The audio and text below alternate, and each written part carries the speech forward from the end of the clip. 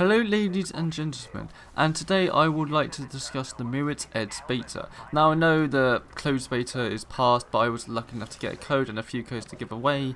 I delved into it for a few hours and I thought I would give my general impressions and thoughts as the game's coming out in roughly a month. Now my history is I played Mirror's Edge on the PC last year and I thought I enjoyed it, but I believe it had so much potential to give. And now with Mirror's Edge Catalyst, that's where I was hoping all that fulfillment would begin. Now, one thing I would like to add is I'm very happy this game is at 60. It's one of the very few games I believe really needs to be 60 FPS on consoles, and it's nice that General DICE and EA in general do push that 60 with the Battlefront and the Battlefield games. They hit the 60 and it does kind of put some developers to shame sometimes, and I'm happy EA and DICE hit that high expectations we want, especially for a game like this. 60 is just amazing. Now the first thing I would like to talk about is the general gameplay. I wasn't too sure after the tour if I would get back into it, but once I did, the gameplay, and especially the combat, has definitely been changed and tweaked a bit. This time you can't actually use a gun, but it's all hand-to-hand combat. They've changed it and made the flow of the game so much more better, and I was always on the edge of my seat once I really got the hang of it again. Of course, it's a really hard thing to recommend because I know a lot of people, I don't really know how people would react if they've never played Mirror's Edge before or they're jumping into this game. I'm not sure what they expect because it's not always high action, high thriller.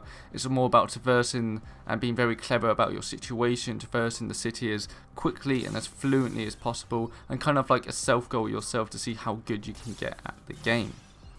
Now the biggest difference from the previous Mirror's Edge to this one is the fact now it's open world. There's a whole map you can look at, and the sheer scale of it kind of took me away a bit. It's like I can go anywhere and everywhere, and that freedom was rewarding. However, the concern I had with the first game, which I feel is hitting to this game, they've been so ambitious with it.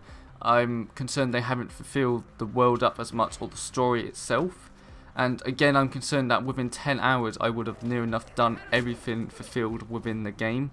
And after that, I'm concerned that the gameplay itself and the time trials trying to beat my friends and that won't be enough to compel me forward. And for an open world game of that sort, I'm just not sure I'm ready to commit. And that's coming from a person that really did enjoy the first Mirror's Edge game, and this game I genuinely enjoyed and put a good few hours in.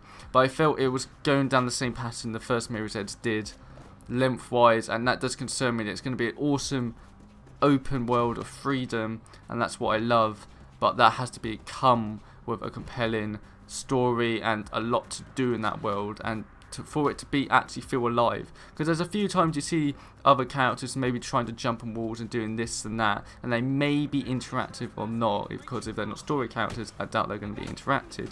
But I felt that, for me, felt like they were just so ambitious on the scale that they forgot to kind of add to the world. Again, this is from a closed beta.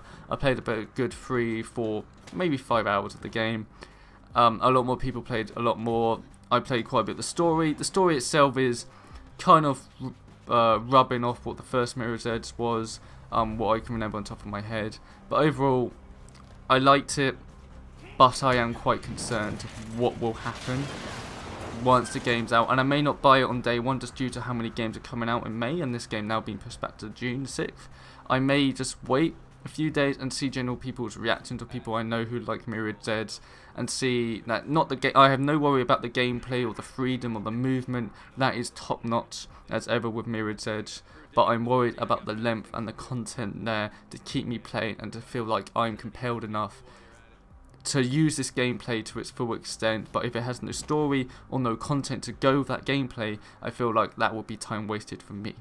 Anyway, I just want to give my quick impressions. This is a type of series I want to do, where I play a game, maybe a beta, and just give my quick impressions and ideas on a game. That's it for Mirror's Edge. I will most likely be picking up just after the launch of it, depending how busy I am then, and seeing what general people's reviews are, and then I may do a full review of it then. But except for that, guys, I'll see you later. Have a good one.